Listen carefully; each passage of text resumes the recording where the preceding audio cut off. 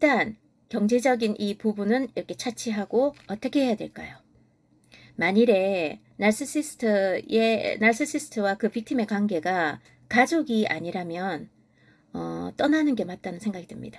저는 제가 크리스천이기 때문에 이거 뭐 가정을 깨고 이런 거에 대해서 상당히 별로 좋게 생각하지 않았어요.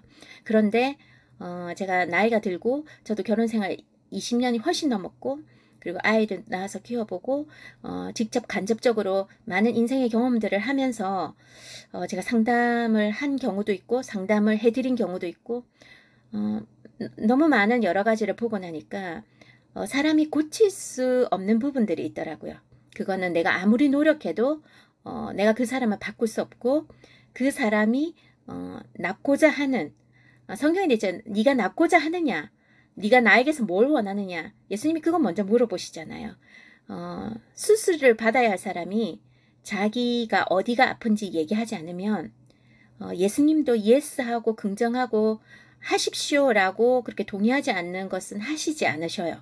그래서 내 안에서 내가 내 마음의 문을 열고 먼저 고백하고 자백하고 고쳐달라고 도움을 요청해야 예수님도 일을 하시는 그 예수님이 일하시는 하나님이 일하시는 성령님이 일하시는 방법이잖아요. 그게 억지로 뭔가를 막 뜯고 부수고 때리고 그리고 그렇게 해가지고 막 억지로 막 목을 졸라서 그렇게 하시는 분이 아니잖아요. 성경에도 보면 반드시 동의를 해야 일을 하실 수 있잖아요. 그러니까 고칠 수 있는 것도 마찬가지인 것 같습니다. 그런데 내가 이 사람을 하나님 앞에서 한번 고쳐보겠다. 하나님 이뤄주세요. 물론 하나님이 보고 그러는 것도 중요하지만 어떻게 보면 그게 겸손이 아니라 교만이고 오만일 수 있다는 걸 저도 깨달았습니다. 본인 자신이 먼저 마음을 열고 그 아픈 거를 아프다고 얘기하고 그 다음에 내가 낫고 싶다고 그 마음이 서고 그렇게 해서 고쳐지지 그렇게 시작되지 않는 이상은 남편이나 와이프도 남이잖아요. 나가 아니면 다 남인 거죠. 어떻게 할 수가 없다는 걸 깨달았습니다. 그런 아주 복잡한 가족의 관계가 아니라면 부모가 아니라면 자식이 아니라면 남편이 아니라면 아내가 아니라면 친구 정도만 되더라도 여러분 충분히 떠날 수 있습니다. 거기서 벗어나야 합니다.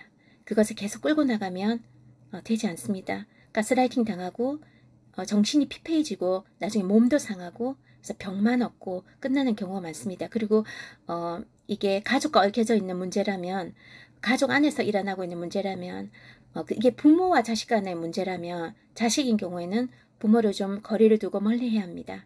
그래야 자기가 살 수 있으니까요. 자기가 먼저 살아나야 그 다음에 관계도 뭐 회복이든 뭐든 아니면 어느 정도 유지가 될 수 있잖아요.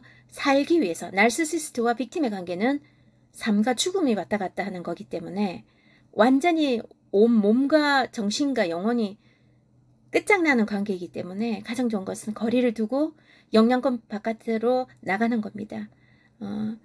부모 자식 간에라도 떠날 수 있잖아요. 마음을 굳게 먹고 거리를 두고 떠나는 것이 맞는 것 같습니다. 그런데 그게 아니라 이혼할 수 없는 부부의 관계라든가 하지만 부모 자식의 관계지만 서로 very co-dependent한 관계이면 이 문제는 더 복잡해지죠.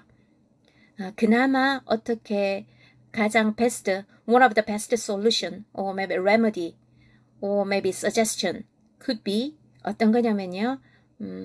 되도록이면 마주치지 않는 겁니다. 함께 마주쳐서 싸울 수 있는 시간들을 줄여나가는 겁니다. 가스라이팅 당하고 그 다음에 욕 듣고 경제적으로 학대받고 뭐 이런 모든 것들이 다 부수적으로 따라오는 거기 때문에 부딪히는 시간들을 최대한으로 줄이는 겁니다. 그리고 그레이 락이라는 그런 요법이 있는데요. 그레이 락 말 그대로 그 표정을 보여주지 않고 감정을 보여주지 않고 상처를 받더라도 완전히 그게 이모셔널리 셧다운 하는 겁니다.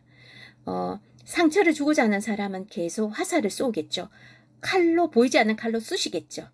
그런데 거기에 흔들리지 않는 모습으로 계속 변함없이 요동되지 않는 모습으로 서 있어야 그 영향권에서 정말 벗어날 수 있거든요.